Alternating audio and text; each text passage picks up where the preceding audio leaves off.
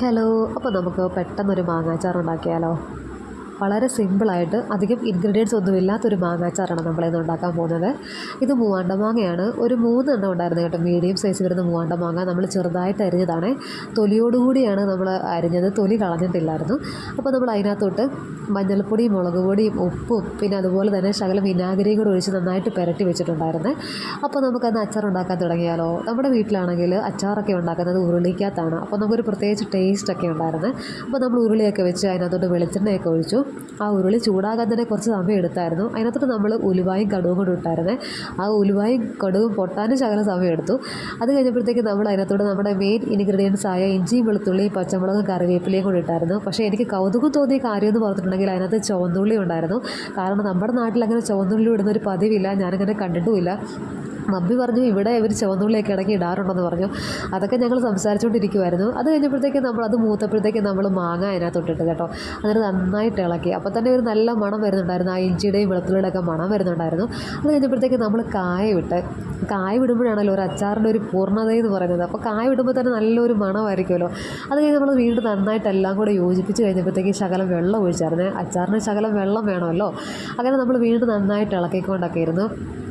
അപ്പോൾ നമ്മളിങ്ങനെ മഴയെക്കുറിച്ചൊക്കെ ഇങ്ങനെ അച്ചാറുണ്ടാക്കുന്നതിനിടയ്ക്ക് മഴയെക്കുറിച്ചൊക്കെ ഇങ്ങനെ പറയുന്നുണ്ടായിരുന്നു. മഴയൊക്കെ ഇപ്പോഴേ വരുവാണെങ്കിൽ തന്നെ അച്ചാറുകളൊക്കെ ഇങ്ങനെ ഇട്ട് സൂക്ഷിക്കണം എന്നൊക്കെ ഇങ്ങനെ പറയുന്നുണ്ടായിരുന്നു. നല്ല മഴ പുറത്തും ഉണ്ടായിരുന്നു. അതിനകത്തോട്ടാണെങ്കിൽ മമ്മി ടേസ്റ്റ് നോക്കിയപ്പോഴത്തേക്ക് ശകലം ഉപ്പിൻ്റെ കുറവുള്ളത് കാരണം മമ്മി ശകലം കൂടെ ഉപ്പിട്ട് കേട്ടോ. എന്നിട്ട് നന്നായിട്ട് ഇളക്കിക്കൊണ്ടിരുന്നു. അത് കഴിഞ്ഞപ്പോഴത്തേക്ക് മമ്മി ശകലം പഞ്ചസാര ഇട്ടു. പക്ഷേ നാരങ്ങാച്ചാറിനകത്താണ് അങ്ങനെ പഞ്ചസാര ഇടുന്നത് ഞാൻ കണ്ടിട്ടുള്ളത്.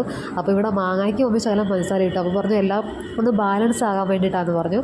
അതിന് വീണ്ടും നന്നായിട്ടെല്ലാം മിക്സ് ചെയ്ത് യോജിപ്പിച്ചു. അത് കഴിഞ്ഞപ്പോഴത്തേക്ക് ശകലം എനിക്ക് ടേസ്റ്റ് ചെയ്യാൻ തന്നിട്ടുണ്ടായിരുന്നു. എനിക്കും നല്ലതായിട്ടാണ് എനിക്ക് തോന്നിയത്. അങ്ങനെ ഒരു കുറവും ഒന്നും ഉണ്ടായിരുന്നില്ല. അപ്പം ഇതായിരുന്നു ഞങ്ങളുടെ മാങ്ങാച്ചാറ്.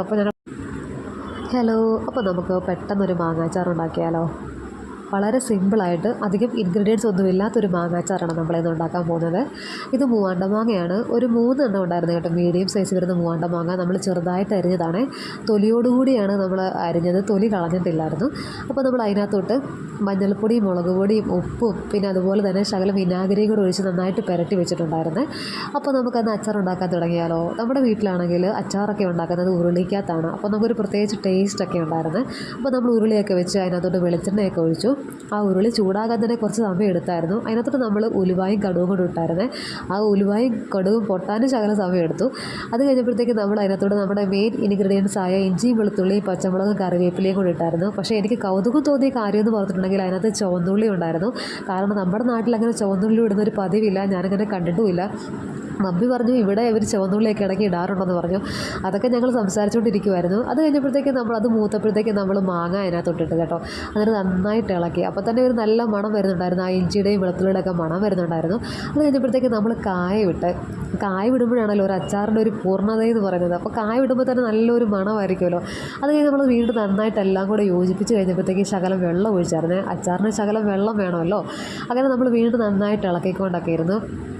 അപ്പോൾ നമ്മളിങ്ങനെ മഴയെക്കുറിച്ചൊക്കെ ഇങ്ങനെ അച്ചാറുണ്ടാക്കുന്നതിനിടയ്ക്ക് മഴയെക്കുറിച്ചൊക്കെ ഇങ്ങനെ പറയുന്നുണ്ടായിരുന്നു. മഴയൊക്കെ ഇപ്പോഴേ വരുവാണെങ്കിൽ തന്നെ അച്ചാറുകളൊക്കെ ഇങ്ങനെ ഇട്ട് സൂക്ഷിക്കണം എന്നൊക്കെ ഇങ്ങനെ പറയുന്നുണ്ടായിരുന്നു.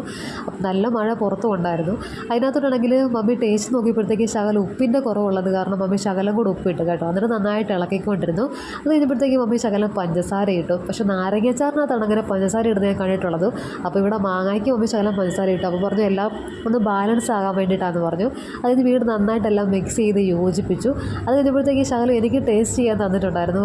എനിക്കും നല്ലതായിട്ടാണ് എനിക്ക് തോന്നിയത്. അങ്ങനെ ഒരു കുറവും ഒന്നും ഉണ്ടായിരുന്നില്ല. അപ്പം ഇതായിരുന്നു ഞങ്ങളുടെ മാങ്ങാച്ചാറ്. അപ്പോൾ